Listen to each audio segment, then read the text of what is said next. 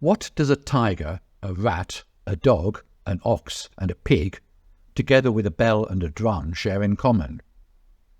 I have to admit that a few months ago I would have had absolutely no idea, though I am somewhat the wiser now. Whereas most people are aware that the Chinese zodiac is based around 12 animals, fewer know that 5 of those beasts represented time periods in the night for the Chinese in days of yesteryear, and as recently as 1924, a large bell and drum was struck to let the entire population of Beijing know what time it was. Beijing's drum tower, or gulo, can be found sitting on the central axis of the capital, a meridian line that goes right through the middle of the Forbidden City, along with Tiananmen Square, Mao's Mausoleum, Jingshan Hill, and the Bird's Nest Stadium in the Olympic Park. Zhongguo, the bell tower, stands 100 meters away from the drum tower on the same meridian. Together, they used to dominate Beijing's ancient skyline. Nowadays, you can just about see them from a couple of blocks away or from another high building, but they don't do an awful lot to stand out from the crowd. Of course, despite the fact that they used to be a central facet of life in old Beijing, their principal role these days is yet another tourist attraction, a fact not missed out on by the swarms of rickshaw drivers who pester the passers-by at the base of the two buildings.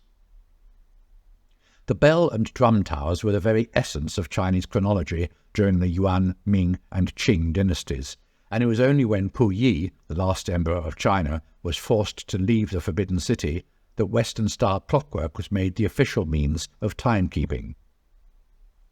As early as the Han Dynasty, from 206 BC to 220 AD, there was a morning bell and a dusk drum. In fact, during ancient times, local officials would open the city gates at the toll of the bell early in the morning and close them with the strike of the drum in the evening. Telling the time by bell and drum played an important role in people's lives when there was no other means to keep track of the time. As a result, bell and drum towers were widely constructed in almost every city throughout the country, though the towers in Beijing are the largest and highest.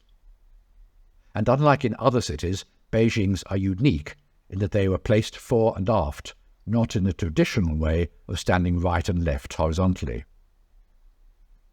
The drum tower was built in 1272 during the reign of Kublai Khan, at which time it stood at the very heart of the Yuan capital Dadu. In 1420, under the Ming Emperor Yongle, the building was reconstructed to the east of the original site, and in 1800, under the Qing Emperor Jia Qing, large-scale renovations were carried out. It's a two-story building made of wood, standing at a height of 47 meters. In ancient times, the upper story of the building housed 24 drums, of which only one survives in a dilapidated condition today. Its head was made of an entire ox hide and is 1.5 meters in diameter. To get to it, you have to climb up a very steep wooden staircase, upwards on the right-hand side and downwards on the left, though I suspect this depends on which way you're looking at it, of course. Just in case you're too thick to notice the steep ascent, there are helpful notices displayed the length of the climb that read, "Caution, the high tower and steep stairs." The method of sounding the drum was to beat it quickly for 18 times, and then slowly for another 18 times. Altogether, there were 3 rounds like this, making 108 bonks. Nowadays, the rubberneckers are treated to a good banging roughly once an hour on the half hour on reconstructed drums.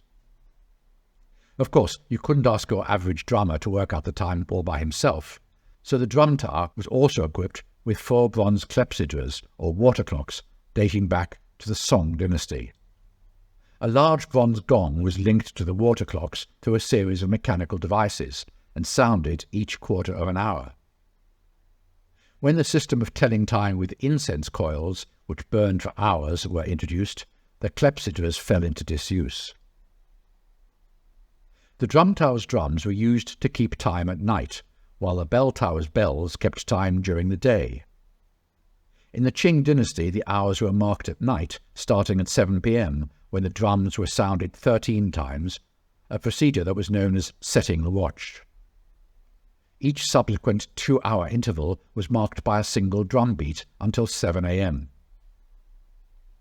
I wonder if the emperors used to turn over in their beds and bury their heads under the pillow, cursing those dratted drums every night. It reminds me of the time I spent an unforgettable night many years ago in Würzburg in Germany, in a hotel close to the cathedral, whose bells rang out throughout the night. Close behind the drum tower stands the bell tower, slightly bigger than its neighbour, but this one is made of stone. It's got grey walls and a green glazed roof, and each face of the bell pavilion has an arched gateway to let the sound travel out as far as possible. In fact, it's said that the bell could be heard 20 kilometres away. It first came into use during the reign of the Ming Emperor Yongle. After being destroyed by fire, it was not until 1747 that Emperor Qianlong undertook its reconstruction. Obviously, Qianlong was a dab hand with the bricks and mortar, as this building was so sturdy that the only damage that it suffered during the Tangshan earthquake of 1976 was the loss of a single stone animal head decorating the roof. Once again, as no one has thought to install an escalator, the poor hapless tourists have to climb loads of steps to get to the bell chamber.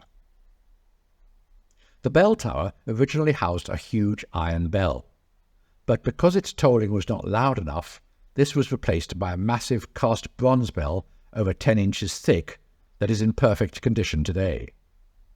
The iron bell was moved to the back of the drum tower, where it has remained for over 500 years. As recently as 1924, it is said that a bronze bell could be heard ringing out the 7 p.m. chime from a distance of over 20 kilometres.